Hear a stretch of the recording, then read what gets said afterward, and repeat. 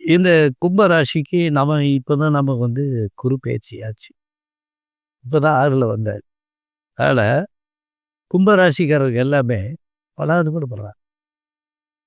இந்த குரு பெயர்ச்சிக்கு பிறகு தான் கொஞ்சம் விடுதலை.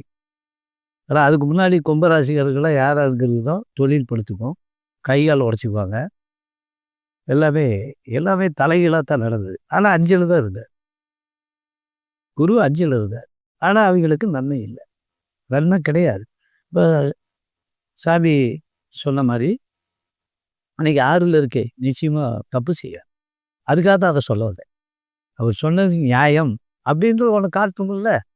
அவர் சொன்னது நியாயம் தான். அப்ப 6ல இருக்கு, நிச்சயமா நல்லது தரும் அப்படின்னு ஐயா சொல்லிட்டாரு. அப்போ நேற்று வரை சதய நட்சத்திரக்காரன் கை, கால் உடையுது. புரட்டாதி நட்சத்திரக்காரன் கை, கால் உடையுது. ஒருத்தன் வேலையில போறவன் வேலைய விட்டு நிக்கிறான். அப்போ வேலைக்கு போற இடத்துல டென்ஷன், மனைவிகிட்ட கலக்கம், பொருளாதாரம் சிக்கல்.